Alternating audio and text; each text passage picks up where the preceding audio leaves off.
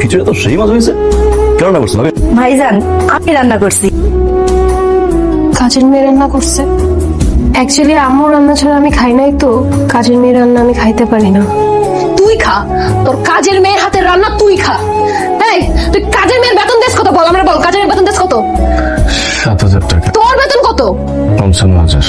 ওরে বাপরে, 55,000 টাকা বেতন পেয়ে 7,000 টাকা কাজের মেয়েকে দেয়। তুমি জমিদার হয়ে গেছো না? হ্যাঁ, বাজারে কত টাকা দাও তুমি? বাজারের টাকা তো হিসাব নেই, যখন যা লাগে দাও। ওরে বাপরে, জমিদার বাজারে কত টাকা দিয়ে হিসাব নাই, সব হিসাব তো আসে আমার বেলায়। আমার 8টা ভাই বোন তোকে হাত ধোয়াইছে, তুই 5,000 টাকা দিছিস, আর কাজের মেয়ে দেশ 7,000 টাকা। তুই জমিদারে খুললা বসছস তুই।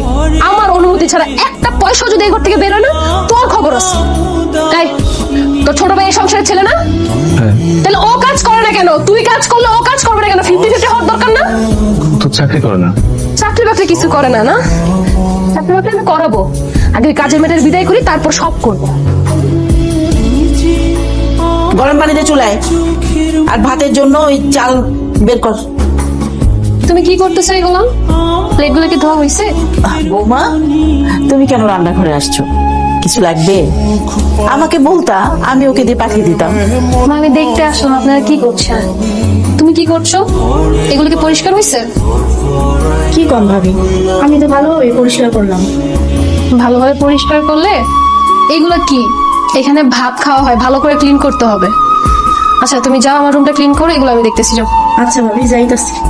বৌমা, তোমার করার দরকার নেই তো, আমি করে ফেলবো। আরে রাখো না।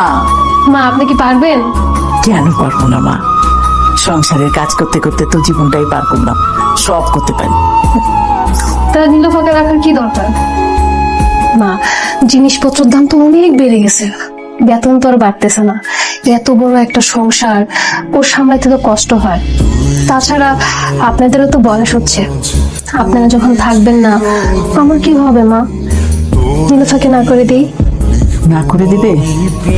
আচ্ছা ঠিক আছে, তুমি যেটা ভালো মনে করো।